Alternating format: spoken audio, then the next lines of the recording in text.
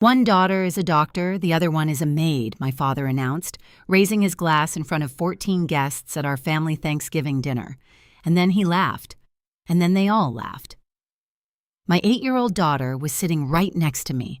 She tugged my sleeve and whispered, "Mommy, is being a maid bad?" That was the last Thanksgiving I stayed silent because what I said next in front of every single person at that table changed everything. And my father. He hasn't hosted a holiday dinner since. But before I tell you what I said that night, you need to understand what happened in the 6 years before and why the man my father was trying so hard to impress all evening was the one person in that room who already knew exactly who I was. Before I go on, please take a moment to like and subscribe, but only if you genuinely connect with this story. Let me know in the comments where you're watching from and what time it is for you right now. My name is Thea O'Neill. I'm 31 years old. I'm a single mom, and for the past 6 years, my family has called me the Maid. Now let me take you back to the spring of 6 years ago, the week I moved home with nothing but 2 suitcases and a 2-year-old on my hip. The drive from Richmond to Millbrook takes about 2 hours if you don't stop. I stopped 3 times because Lily kept crying. She was 2. She didn't understand why Daddy wasn't in the car. Honestly, neither did I. My ex-husband left on a Tuesday, cleared the checking account on Wednesday, filed from his mother's address on Thursday. By Friday, I was standing on my parents' porch in Millbrook, Virginia, holding a diaper bag and whatever dignity I had left. My father opened the door. He looked at the suitcases, then at me, then at Lily. "The cottage out back is empty," he said. "This is temporary. Don't turn it into a habit. No hug, no. Are you okay? Just terms." The cottage was 300 square feet, 1 bedroom, a kitchenette, a bathroom with a shower that ran cold after 4 minutes, but it sat on my parents' land, and there was no lease, no paperwork, just my father's word. At the time, I didn't think that mattered. Within a week, I was knocking on doors, cleaning houses, $15 an hour cash, while a neighbor watched Lily. I scrubbed bathtubs, mopped hardwood, organized pantries for women who had the life I thought I'd have by now. That same month, Meredith, my older sister, finished her dermatology residency. My parents threw a dinner for 20 people. I showed up late because I was still wiping bleach off my hands at a client's house across town. Richard, my father, didn't miss the chance. He stood at the head of the table and said loud enough for every guest to hear, "Sorry, Thea's late. She was scrubbing someone's bathtub." Everyone chuckled. Meredith looked away. I sat down and didn't say a word. That was the first time. It would not be the last. The thing is, the jokes didn't start when I moved home. They started long before I ever left. Growing up, Meredith was the one who got SAT tutoring, AP summer camps, college visits to Duke and UVA. When she got accepted to medical school, my father took out a second mortgage to cover her tuition. Every penny, no hesitation. When it was my turn, he sat me down at the kitchen table and said, "Community college is plenty for someone like you, someone like me." I still hear that phrase when I close my eyes.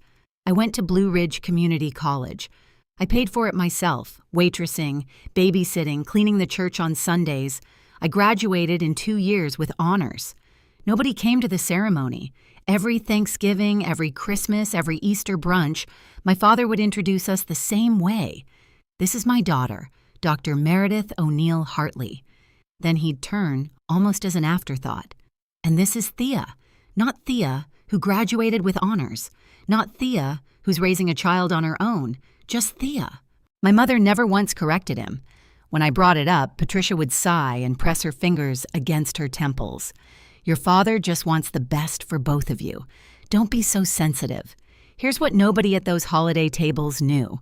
Meredith's medical school cost $400,000. My father covered about half.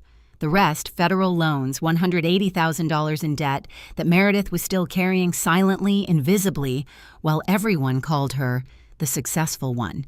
But at the O'Neill table, image was everything, and my image had already been decided for me. At least that's what they thought. It happened the way most things happen when you're desperate, not with a plan, with a pattern. By my second year back in Millbrook, I'd cleaned over 60 homes, and I started to notice something. The Shenandoah Valley was full of vacation estates, big properties owned by people who lived in D.C. or Richmond and visited maybe 4 times a year. These houses needed more than cleaning. They needed managing groundskeepers, maintenance schedules, guest turnover, somebody who could walk a plumber through the front door at 7 a.m. and lock up after the caterer at midnight. Nobody was doing it well. I filed for an LLC, built a website at 2 o'clock in the morning while Lily slept, named the company Magnolia Estate Services. It sounded bigger than it was, which at the time was just me and a secondhand laptop. I signed my first 3 property contracts in the same month. Not huge, but real. I told my mother. I was excited. I said, "Mom, I just signed 3 clients. I'm building something." Patricia nodded. "That's nice, honey." Meredith just got invited to speak at a dermatology conference in Boston. I stood in the kitchen holding my phone with the contract confirmation still open, and I understood completely, finally, permanently, that nothing I built would ever register in this house. I could cure cancer, and my mother would ask if Meredith had cured it first. That night, after Lily was asleep, my phone rang, an unknown number with a 540 area code. "Hi," the voice said. "I'm Gloria. I'm your father's sister, and I think we need to talk." I almost dropped the phone because in this family, Gloria Ashford was a name you didn't say out loud. My father had a sister, past tense, at least in his version. Gloria Ashford divorced her husband 10 years before my call, in a town like Millbrook, where the Rotary Club still opened meetings with a prayer, and couples who separated moved to different counties. That was enough to become a scandal.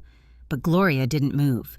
She stayed, opened an antique shop on Birch Street, lived alone and liked it. Richard cut her off completely, told us she was a disgrace to the family name. I hadn't spoken to her in a decade. "I heard about you from a mutual client," Gloria said over coffee the next week. Her shop smelled like cedar and old books. "A woman whose lake house you manage. She couldn't stop talking about you. Small towns. Everyone knows someone who knows someone." Gloria didn't waste time. "I want to invest in your company. $15,000, not a loan, equity, because somebody should have believed in you a long time ago." I stared at her. $15,000 was more than I'd made in the last 3 months combined. "I'm not doing this to spite your brother," she added like she could read my mind. "Then why?" "Because I know what it's like to be erased from a family for choosing your own life." She set her cup down. "Sound familiar?" I took the money, hired 2 part-time employees, started running operations like a real company instead of a one-woman scramble. Before I left, Gloria said something that stayed with me. "Family should be a safe place, Thea, not a cage." Then she paused. "There's something I know about your father that you don't, but not yet." I drove home with more questions than answers and a check that would change everything. 2 years. That's how long the quiet lasted. By 27, I had 5 employees, 8 properties under contract, and a growing reputation in the valley. Magnolia was still small, but it was real. I reinvested every dollar, bought a proper work van, printed business cards with a logo. Lily helped me pick a white magnolia on dark green. I was still living in the cottage, still on my father's land, still without a lease. That's when Richard decided to remind me. It was a Sunday dinner, the only kind my parents hosted where they didn't invite an audience. Meatloaf, mashed potatoes, Meredith and Donald across the table, Lily coloring in the corner. Midway through the meal, Richard set his fork down. "That land out back is worth something now," he said, casual, like he was commenting on the weather. "I might need to rearrange things." I looked up. "Rearrange things? How?" "Don't worry about it. Just know that nothing is permanent." The room went quiet. Meredith stared at her plate. Donald took a long drink of water. Patricia busied herself with the salt shaker. Nobody said a word, because in this family, when Richard made a statement, it wasn't a conversation. It was a verdict. Later that night, after Lily was in bed, Patricia called me. Her voice was strained, halfway between apologetic and instructional. "Someone came to look at the property last week," she said. "A developer?" My stomach dropped. "What developer?" "I don't know the details. Your father handles these things." A pause. "It's probably nothing. I shouldn't have mentioned it." She hung up. I sat on the edge of my bed in the cottage on land I didn't own in a house with no lease and felt the ground shift beneath me. I started looking for a rental, something near Lily's school, something I could afford. The problem with Millbrook is that it's a small town with a tight housing market. 3-bedroom rentals near Jefferson Elementary, almost non-existent, and the ones that were available cost twice what I could swing without pulling money out of the business. Patricia found out within a week. In a town this size, the realtor I called was her friend's daughter. The phone rang at 8 in the morning. "You're looking at apartments?" Patricia's voice was shaking. "You're going to take Lily away from us." "Mom, I'm not taking anyone away. Your father will be devastated after everything we've done for you." I wanted to ask what exactly they'd done, but I didn't. That evening, Richard called. No preamble. "You move out, you're on your own completely." His voice was flat, factual. "Don't expect us to babysit Lily on weekends. Don't expect Thanksgiving invitations." "Are you serious?" "I'm being practical." He knew exactly where to press. Lily called my parents every night before bed. She drew pictures of Grandpa's garden. She counted the days between visits. Cutting that connection wasn't something I could do to my daughter, and he knew it. So I stopped looking. I wasn't staying because I was weak. I was staying because leaving at the wrong time would have cost me everything I'd built. In a small town, Richard O'Neill was respected.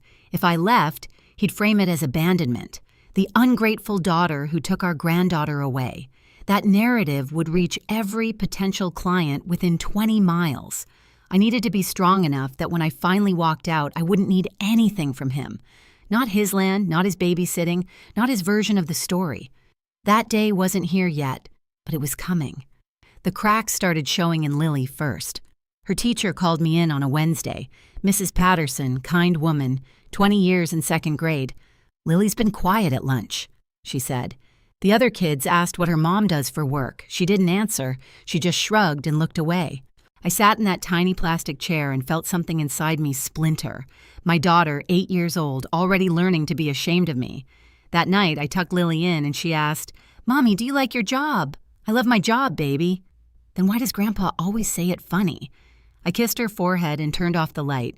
Then I went to the kitchen, sat at the table, and stared at the wall for an hour. This wasn't about me anymore. Richard's jokes, his little performance at every holiday, they were seeping into my daughter's bones. She was 8, and she was already learning that her mother wasn't worth being proud of. That same week, an opportunity landed in my inbox. A new luxury development in the valley, 12 vacation homes, full-service management contract. The owner was looking for a single firm to handle everything. Annual value $340,000. Enough to double my revenue, enough to hire a full team, enough to leave the cottage for good. I called Gloria, told her about the opportunity and about Lily. She was quiet for a moment. "Then fear is a landlord too, Thea, and the rent keeps going up." That night, I picked up the phone and dialed the developer. 2 rings. A voice answered. Steady, professional, unhurried. Frank Calloway. Calloway Development. "What can I do for you?" I took a breath and I pitched. Frank Calloway didn't say yes on the first call. He said, "Send me your portfolio." So I did.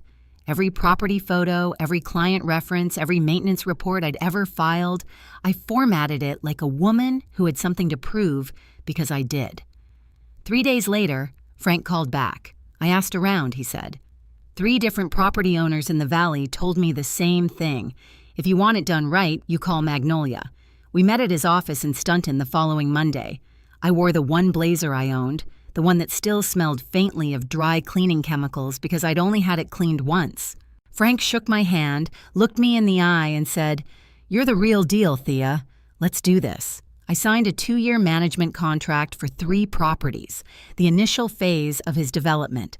Just like that, Magnolia went from a 1-van operation to a company with real infrastructure. I hired 4 new people that month. That same week, at home, the other shoe dropped. Richard called me to his study. The room smelled like pipe tobacco and old leather. The room where he made pronouncements, not requests. "I need you to sign some papers," he said. "What papers?" "An agreement that you'll vacate the cottage by March." "March? That's 4 months away, plenty of time." I looked at the document on his desk. Professional letterhead, legal language, a move-out date printed in bold. "Why?" I said. He leaned back. "Because it's my property. That's why." I didn't yell. I didn't cry. I stared at that document and noticed the name of a law firm, not a family attorney, a commercial real estate firm. Someone was buying this land. "I'm not signing anything tonight," I said. "I'll read it first." I walked out. My hands were steady. My heart was not. Patricia's approach was always softer. That was what made it worse. She invited me for tea the next morning. The kitchen smelled like chamomile. She'd set out the good cups, the ones with the gold rims, a peace offering wrapped in porcelain. "Your father is under a lot of stress," she began, eyes damp, hands folded. The performance of a concerned mother rehearsed to perfection. "His investments haven't been doing well. He needs to sell that land to Thea." Then why didn't he just talk to me? "We are talking. You're just not listening." I set my cup down. "You're asking me to move my daughter out of the only stable home she's known in 4 months without telling me why until I found out on my own." Patricia's expression shifted. The softness thinned. Meredith would never make things this difficult. Meredith doesn't live in a cottage on Dad's land. Exactly. She looked straight at me. Because Meredith made something of herself. The words landed like a slap. Not because they were cruel. I'd heard worse. But because they came from my mother. The woman who used to braid my hair before school. The woman who was supposed to be safe. I stood up. I left the tea on the table. I didn't slam the door. I just closed it behind me, which somehow felt louder. That night, sitting on the cottage porch while Lily slept, my phone buzzed. A text from a number I hadn't seen in months. "Meredith, can we talk privately?" I stared at the screen for a long time. My sister hadn't texted me in over a year. Not for my birthday, not for Lily's, not for anything. And now, out of nowhere, she wanted to talk. Something was wrong. I just didn't know which part yet. We met at a coffee shop in Westboro, 20 minutes from Millbrook. Far enough that nobody would report back. Meredith looked different. Not bad exactly, just reduced. Her hair was pulled back, no earrings. The confident posture I'd grown up envying had softened into something closer to exhaustion. She ordered black coffee. I ordered the same. We sat near the window, and for a full minute, neither of us spoke. Then she said it. "Donald wants a divorce." I blinked. Since when? Since July. We've been pretending for 4 months. Why are you telling me? She looked at her cup. Because you're the only person in this family who knows what it's like to start over. I didn't expect that to hit as hard as it did. Meredith, the golden daughter, the one whose name opened every toast, was sitting across from me in a coffee shop asking me how to survive. Another silence, then quieter. "I know they treat you differently. I never said anything. I should have." I didn't tell her it was okay because it wasn't. "How much debt are you carrying?" I asked instead. She flinched. 180,000 federal loans. Donald managed the payments. "If we split," she trailed off, "I could fill in the rest." She asked if I knew a good divorce lawyer. I gave her a name, the same one I'd used 5 years ago. She wrote it down on a napkin, folded it into her purse, and for a moment looked exactly like the scared 19-year-old I remembered from before medical school, turned her into a title. I didn't feel sorry for her, but I didn't feel satisfied either. I just felt tired. Driving home, I thought about how funny it was, both O'Neill daughters sitting in coffee shops trying to figure out how to survive men who failed them. At that point, I kept asking myself, if Meredith was also falling apart, why did my parents need this perfect image so badly? Why had they spent decades building a showcase family when nobody inside it was actually okay?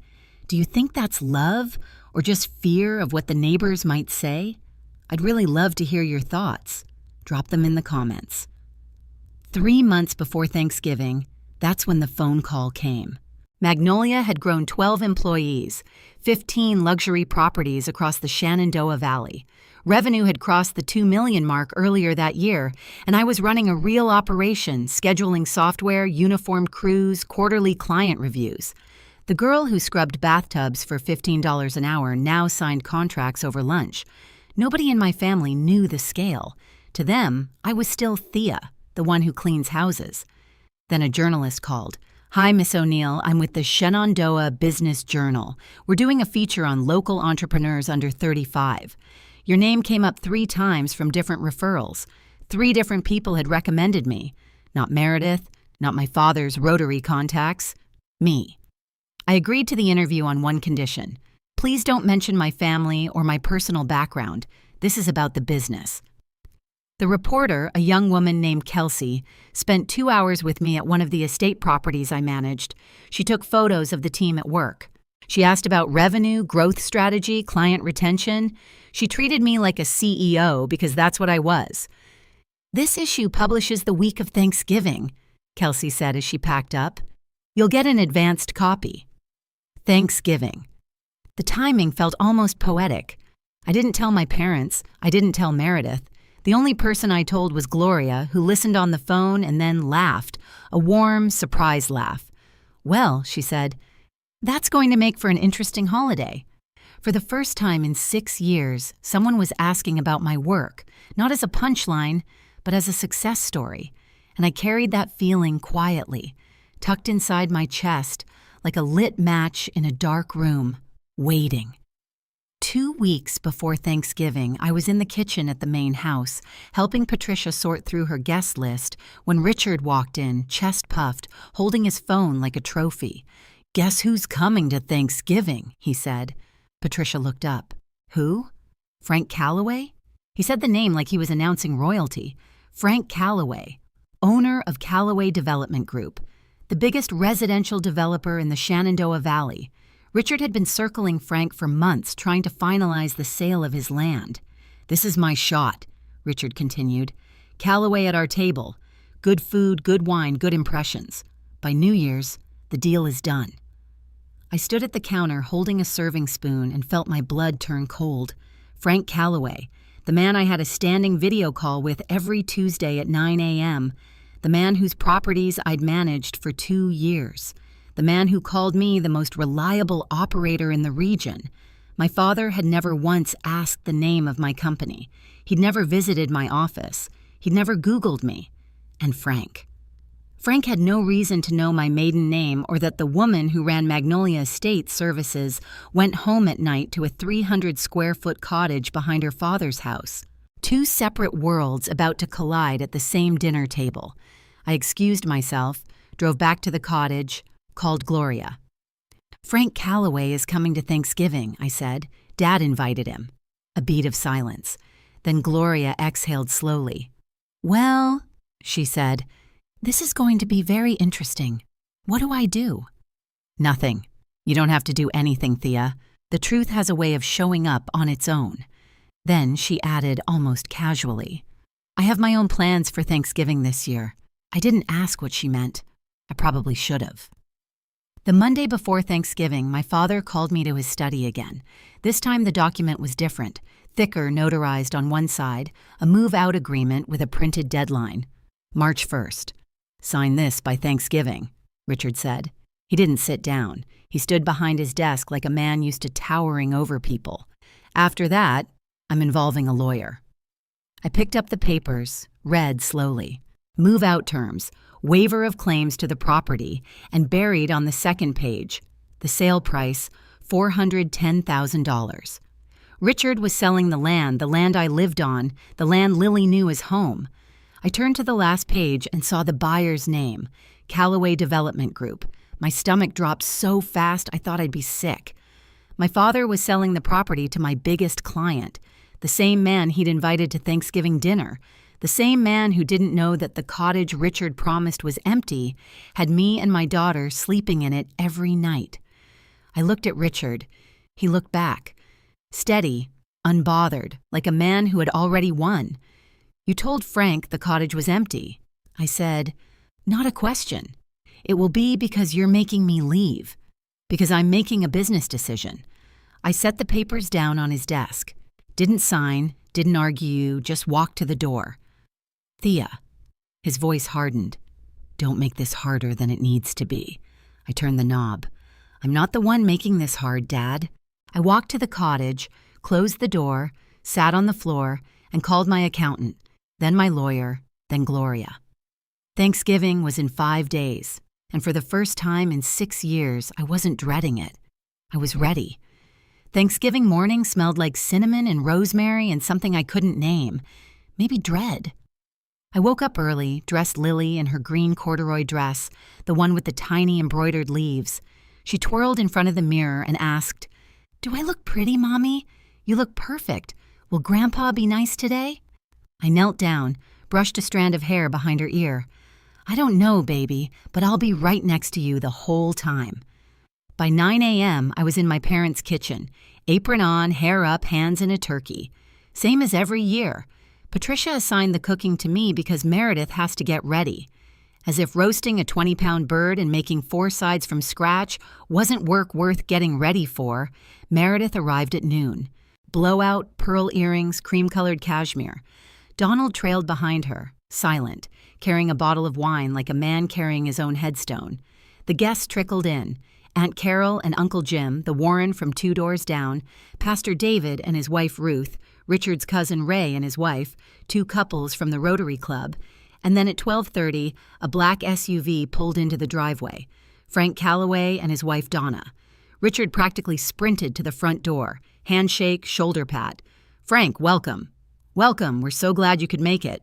Frank walked in, polite, composed. He scanned the room. Then he saw me standing in the kitchen doorway, apron on, hair pulled back, sweat at my temples from 3 hours of cooking. Patricia swooped in. "Oh, that's Thea, our younger daughter.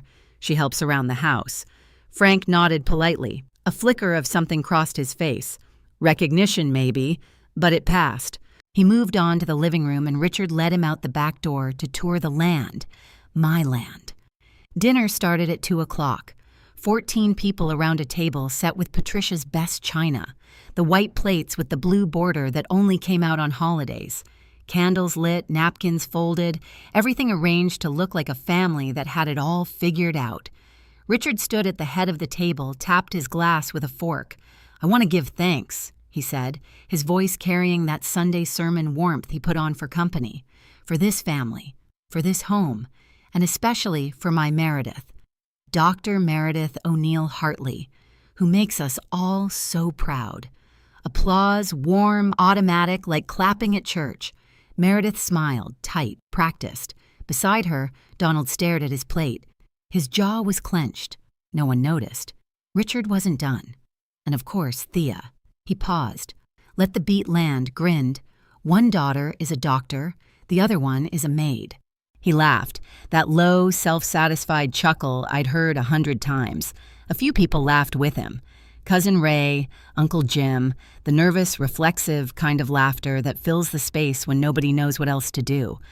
Most of the table went quiet. Pastor David looked down at his napkin. Ruth pressed her lips together. Donna Calloway shifted in her seat. Frank, sitting 3 chairs to my right, didn't laugh. He looked at my father, then he looked at me. Under the table, Lily's hand found mine. Her small fingers were cold. I squeezed them. Didn't speak. Didn't react, not yet. But I felt Frank's gaze stay on me a beat longer than it should have. Like a man trying to place a face. Like a puzzle piece hovering just above the right slot. He hadn't connected it. Not yet. But the evening was young. After the main course, after the turkey was carved and the sides were passed and everyone had seconds, Patricia stood up. She held her glass like a woman about to receive an award. "I just want to add my own little toast," she said, her voice honey-sweet. "To Meredith, the light of our family. We are so, so blessed." She didn't say my name. She didn't look at me. She didn't mention Lily. The table murmured approval, more clinking, more smiles aimed at Meredith, who by now looked like she wanted to disappear into the wallpaper. And then, in the silence after the glasses were set down, came a small voice. "Mommy." Lily sitting right next to me, her eyes wide and wet and confused. "Mommy, why does Grandpa say you're just a maid?" The table froze. Every fork stopped. Every breath held. Is being a maid bad? 8 years old, asking in front of 14 adults whether her mother's work made her less than. Patricia recovered first. "Lily, honey, Grandpa was just being funny." Lily looked at her grandmother, but nobody laughed. Silence. The kind that has weight. I looked at my daughter, this small, brave, honest person who had just said out loud what no adult at this table had the courage to say. I looked at Frank Calloway, who was watching with something I couldn't quite read. I looked at my father, still standing at the head of the table, glass in hand, smile fading, and something inside me, something that had been bent and stretched and stepped on for 6 years, for 20 years, for my whole life, finally, quietly broke. Not broke apart, broke free. I set my napkin on the table, pushed my chair back, and stood up. The chair scraped against the hardwood. Every head turned. I looked at my daughter first, then I spoke. Lily, being a maid is not bad. Any honest work is good work. My voice was level, calm, the way I talk to clients, not the way I used to talk to my father. But since Grandpa brought it up, let me tell you what Mommy actually does. Richard's smile vanished. Thea, sit down. This isn't the time. You made it the time, Dad. I didn't raise my voice. Didn't need to. You stood up in front of 14 people and defined me. Now I get to define myself. The room was airless. Patricia's hand went to her throat. Meredith's eyes went wide. I started by cleaning houses, I said, looking at Lily, but speaking to every person at that table. That's true. I'm not ashamed of that. But I didn't stop there. I let one beat of silence pass. I built a company. It's called Magnolia Estate Services.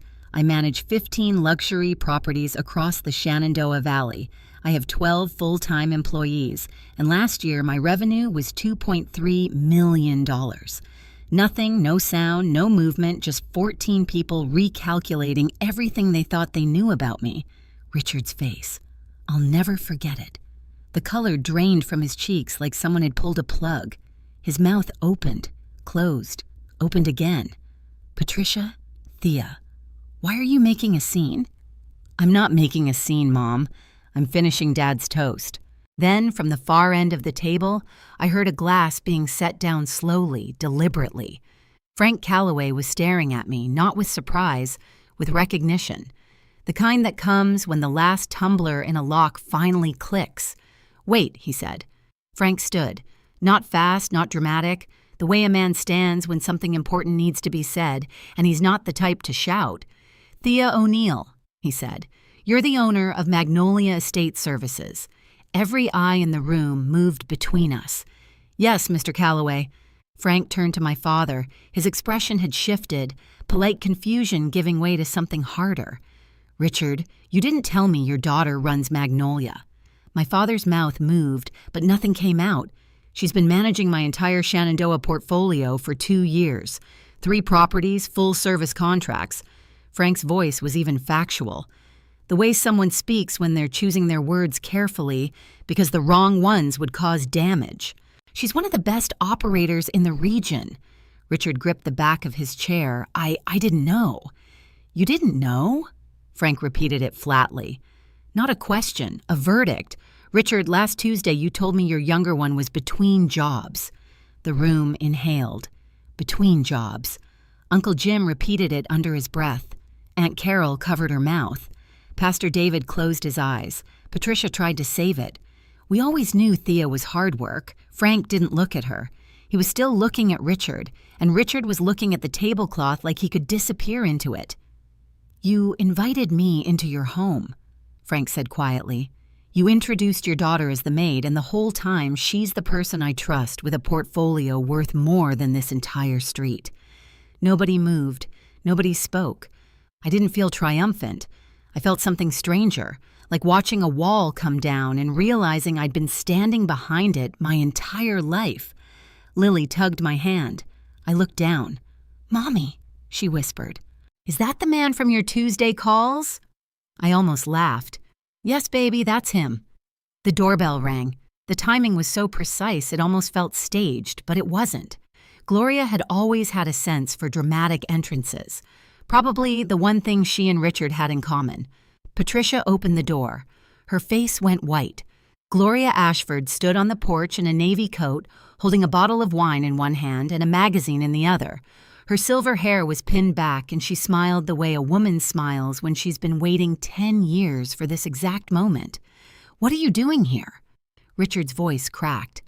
"You weren't invited?" "I know." Gloria stepped inside. Her eyes swept the room. The frozen guests, the scattered silverware, the 14 faces that looked like they'd collectively forgotten how to breathe. "But I brought something for my niece." She walked past Patricia, past Richard, straight to the table. She laid the Shenandoah Business Journal flat on the white tablecloth, right between the cranberry sauce and the gravy boat. Then she opened it to the feature spread, a full page with a photograph of me standing in front of a stone estate, arms crossed. Magnolia logo on the van behind me. The headline, Magnolia Estate Services, how a single mom built a $2.3 million business from scratch. The magazine went hand to hand. Aunt Carol, Pastor David, Ruth, Donna Calloway, who read it twice. Ray's wife held it up to the light like she was inspecting a diamond. Richard stood at the head of the table and watched his carefully constructed evening disintegrate. Gloria looked at her brother, not with cruelty, but with something closer to grief. "You've been so busy being ashamed of your daughter," she said, "that you missed what she actually became." Richard said nothing. For the first time in 63 years, Richard O'Neill had absolutely nothing to say. Frank picked up the magazine, read the first paragraph, set it down. Then he turned to Richard with the expression of a man who's just had a contract renegotiated without his consent. "Richard," his voice was measured, "the land you're selling me, that's the land your daughter lives on." Richard's jaw tightened. "That's a separate matter. Is your daughter being displaced because of our deal?" Silence again. But this silence had teeth. I spoke not loudly, not with any satisfaction, just clearly. "I saw the contract on his desk last week. He asked me to sign a move-out agreement by Thanksgiving. The sale price is $410,000, and he told you the cottage was empty." Frank sat back in his chair. He rubbed his forehead with one hand. "Richard, I don't do business this way." "Frank, this is a family matter. It became my business the moment you lied to me." Frank shook his head. "You told me that cottage was vacant. I based my offer on that." The table had splintered into a dozen private reactions. Aunt Carol whispered to Jim. Pastor David's wife gripped her husband's arm. The Warren looked like they were watching a car accident in slow motion. And then from the quiet end of the table, Donald Hartley spoke. "I'm sorry," he said. His voice was horse arrow, like he hadn't used it in weeks. "But this isn't right. None of this is right." Meredith looked at her husband. For a moment, something passed between them. Not love, not forgiveness, but maybe the ghost of why they'd chosen each other in the first place. She reached under the table and took his hand. The room was in ruins, not from yelling, not from violence, just from the truth. Standing in the middle of a Thanksgiving table, refusing to sit back down. Frank stood up. He buttoned his jacket, a small, deliberate gesture that somehow said more than any speech could. "Richard, I'm going to need to pause our discussions about the land." His voice was cordial, professional, final. "I need to think about this." Everyone at that table understood. Pause meant, the way we should talk means it's already over. Richard tried. "Frank, let's discuss this privately. We've been talking privately." Frank straightened his cuffs. "That seems to be the problem." He turned to me, a slight nod. "Not warm, not cold, professional. One business owner to another. Thea, I'll call you Monday. We have work to do." "Yes, sir, thank you." Frank placed his hand on Donna's back. She stood, gathered her purse, and they walked out the front door without looking back. Within 5 minutes, Pastor David and Ruth excused themselves. "Early morning tomorrow," David said, but his eyes lingered on Richard with something that looked like disappointment. The Warren followed, then Ray and his wife. The excuse carousel turned and turned, headache, long drive, early flight until the table that had seated 14 was down to 6.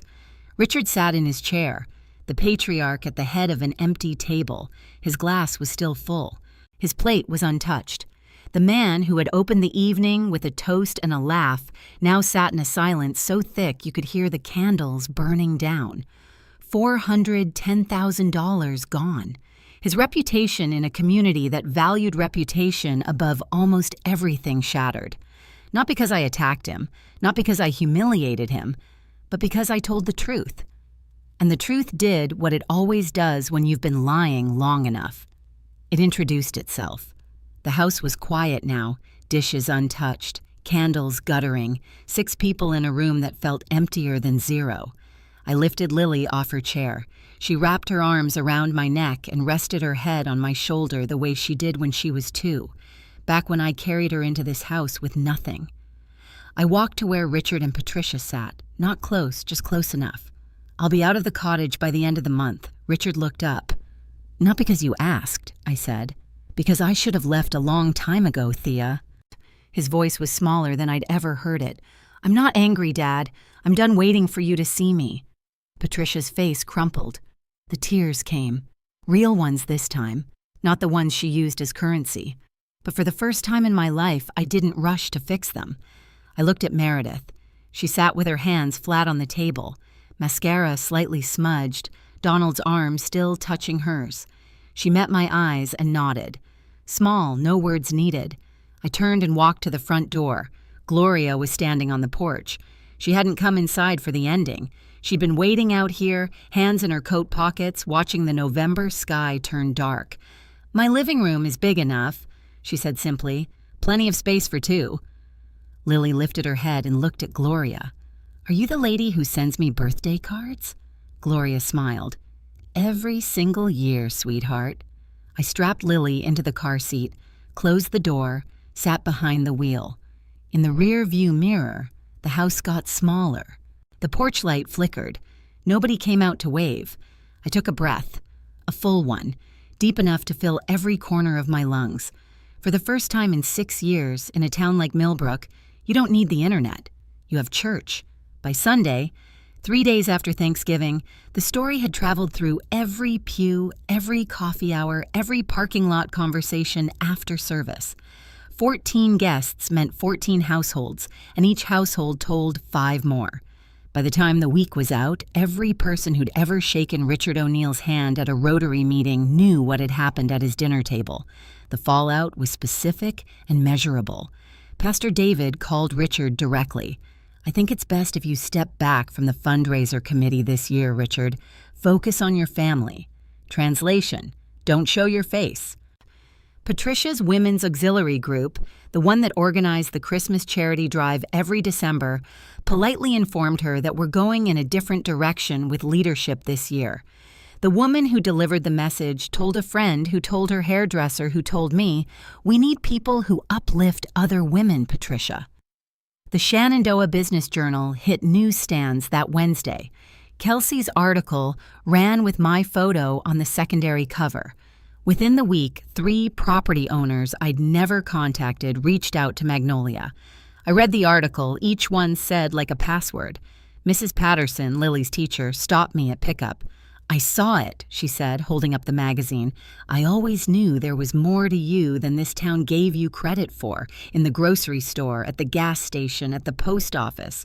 People looked at me differently. Not with pity, not with the polite condescension I'd grown accustomed to, with something new, respect." Gagnishan and Richard, who had built his entire identity on being the most respected man on his street, stopped going to church, stopped going to Rotary, stopped answering his phone. The silence from the big house was deafening. Meredith called 2 days after Thanksgiving, not to apologize on behalf of our parents, not to smooth things over. "Donald's separating," she said. "I told Mom and Dad last night. How did they take it?" A long pause. Mom said, "This can't be happening. First Thea, now you." Meredith's voice cracked on the word first, like she was hearing it for what it really was. Not concern, but inventory. Patricia wasn't mourning her daughter's pain. She was counting her losses. And Dad? Nothing. He just sat there. I think he's run out of speeches. I pictured it. Richard at his desk. The patriarch who had lost his audience and his stage in the same week. A man who'd spent decades performing fatherhood for other people and had never learned how to do it in private. Meredith started calling me more after that. Not long conversations, short ones, awkward, honest. "How did you do this at 24?" she asked one night. "Badly, but I did it." She laughed. A real one. The kind I hadn't heard from her since we were kids, sharing a bedroom and whispering past midnight. I always thought you were the brave one, she said quietly. I was just the one with the diploma on the wall. I didn't correct her because she was right. Not about the bravery, about the diploma. That's all it had ever been. A diploma on a wall, in a house where image was everything and love was conditional. We weren't suddenly close. There was too much silence between us for that. But something had shifted, like two trees that had grown in different directions, finally finding out their roots still touched underground. It wasn't a movie ending, it was a Tuesday night phone call, and that was enough. The call came 2 weeks after Thanksgiving. I was washing dishes in Gloria's kitchen when my phone lit up. "DAD," I dried my hands, answered Thea. His voice was different, not softer exactly, but smaller, like someone had turned down the volume on a speaker that had been blasting for 63 years. "Hi, Dad. You've made your point. Can we move past this?" I leaned against the counter. Move past what exactly? The Thanksgiving thing? That wasn't a thing, Dad. That was 14 people watching you humiliate your own daughter while she cooked your dinner in front of her child. Silence. The kind that stretches so long you can hear the other person breathing. I didn't mean to. You didn't mean to get caught. There's a difference. More silence. I could hear a clock ticking on his end, the old grandfather clock in the hallway, the one that had been there since I was 4. The land deal fell through, he said. Quieter now. Frank pulled out. I know. I'm in trouble. Thea, financially. I closed my eyes. Part of me wanted to help. The part that was his daughter. The part that remembered him teaching me to ride a bike in that driveway, holding the seat until I could balance. But I wasn't going to save a man who had spent 6 years drowning me. When you're ready to talk, really talk, I'll be here. I kept my voice steady. Not cold, not warm, just clear. But I won't sit at another table where my daughter learns to be ashamed of her mother. He didn't respond. The line went dead. I stood in Gloria's kitchen for a long time, phone in hand, staring at nothing. Lily ran through the hall, chasing Gloria's cat, laughing. That sound was enough. It had to be. By mid-December, the townhouse was starting to feel like home. It was a 2-bedroom rental on Maple Street, 8 minutes from Lily's school, 12 from the Magnolia office. Not fancy, clean hours. The first morning, Lily padded into the kitchen in her pajamas, holding a stack of photographs. She'd cut them from the family album I'd brought. The cottage, the garden, the main house porch. She taped one picture to the refrigerator. It was from Easter 2 years ago. Lily on Richard's lap, both of them laughing. I looked at it. My daughter had included everyone. Her grandparents, Meredith, even Donald. She hadn't erased anyone. I didn't take it down because boundaries aren't about pretending people don't exist. They're about choosing how close they get to stand. That week, Frank Calloway called not about the land, about the business. I'm expanding the portfolio, he said. 2 new developments in Rockingham County. I want Magnolia to handle both, and I've referred you to 2 colleagues. By January, revenue projections for the coming year hit $3.4 million. I hired 3 more people, moved from a home office to a real one, a converted storefront on Main Street with the Magnolia logo painted on the glass. Gloria came over every Sunday. She'd bring pecan pie, sit on the living room floor with Lily, and build Lego castles that were structurally questionable but architecturally ambitious. One Sunday, Lily looked up from her castle and said, "Mommy, I told my friend today that you run a whole company." She said, "That's really cool." I smiled. "What did you say?" I said, "I know she's my mom." I turned to the window so Lily wouldn't see me cry, but Gloria saw and she just nodded. The way someone nods when they've been waiting a long time for something good to finally arrive. Meredith's divorce was finalized in February.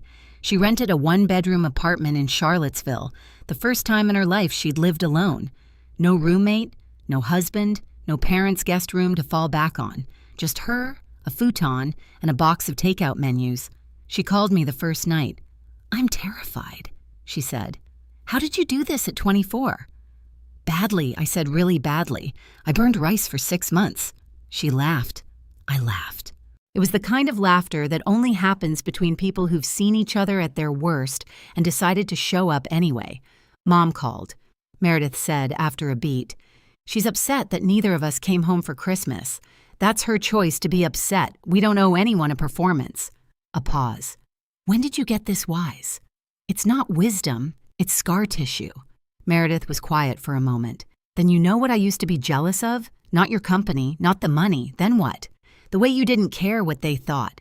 I spent my whole life performing for Dad. The grades, the degree, the marriage, every choice I made was a line in his speech. And the whole time you were just living." "I cared what they thought," I said. "I just ran out of room to show it." We talked for another hour about nothing, about everything. Lily's school, Meredith's patients, a recipe for lemon chicken that neither of us could get right. It wasn't the sister relationship from a Hallmark movie. It was two women in their 30s learning each other for the first time without their parents' scoreboard hanging between them. It was messy. It was real. And honestly, it was the best conversation I'd had in years. The letter arrived in March. Not an email, not a text.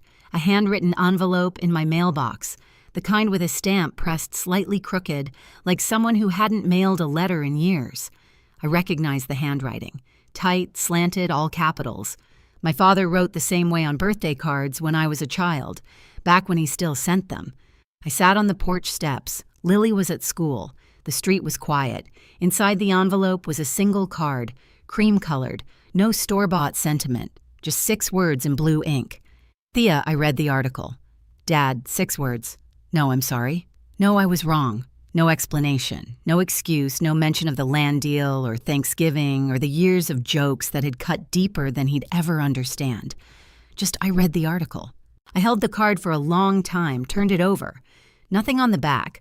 Part of me wanted to call him. The daughter part. The part that still remembered the weight of his hand on my shoulder when I learned to ride a bike. How he held on until I said I was ready. And how he let go exactly when I asked. But I didn't call. I set the card on the kitchen table next to a vase of magnolias Gloria had brought the day before. I didn't throw it away. I didn't frame it. I just left it there like a door cracked open, not swung wide. Maybe it would take years. Maybe it would never come. A full conversation, a real apology. The kind that doesn't start with, "Can we move past this?" but with, "I see what I did." But my peace doesn't depend on his timing anymore. His 6 words weren't enough, but they were his first. And my peace doesn't depend on his second. I used to believe that if I worked hard enough, became successful enough, my parents would just change. Like there was a magic number, a revenue figure, a magazine cover, a title fancy enough to unlock their approval. But here's what I've learned. You can't earn love from people who aren't willing to give it. All you can do is stop letting that absence define you. If you're going through something like this, if you're still sitting at a table where you're the punchline, what have you done about it? Or what do you wish you'd done? Tell me in the comments. I'm telling you this story from the porch of my townhouse on Maple Street. It's a Thursday evening. Lily's inside doing homework at the kitchen table, the one we picked out together at Gloria's antique shop. The Magnolia logo on my office window catches the light when I drive past every morning. 12 employees became 16. Frank's referrals became long-term contracts. The magazine article led to a local business award. And last month, a woman called from Richmond. She'd found Magnolia online and said, "I heard about you from my cousin. She said you started from nothing." I didn't correct her because nothing isn't the right word. I started from a 300-square-foot cottage, a 2-year-old daughter, and a family that thought I was a punchline. That's not nothing. That's everything. Just pointed in the wrong direction. I don't tell this story for revenge. I'm not interested in making my father look bad. He did that himself in front of 14 witnesses on a holiday meant for gratitude. I tell this story because somewhere right now, someone is watching this at 2 a.m, lying in bed, wondering if they're allowed to say enough, wondering if setting a boundary with the people who raised you makes you ungrateful or selfish or wrong. It doesn't. Setting a boundary is not betrayal. It's the first honest thing you can do in a relationship built on silence. And if no one else has told you, your work matters. Your effort matters. You don't need a title or a toast or anyone's permission to be proud of who you are. Lily and I are eating ice cream on the porch steps. The sun is going down, she's got chocolate on her chin, and she's laughing at absolutely nothing. This is what freedom sounds like. If this story meant something to you, hit like and share it. Not for me, but for the next person who needs to hear it. Subscribe if you want more stories like this from real people who stood up when staying quiet would have been easier. And if you haven't watched the last video, the link's right there in the description. I think you'll connect with that one too. Thank you for being here with me tonight. Take care of yourselves and take care of each other.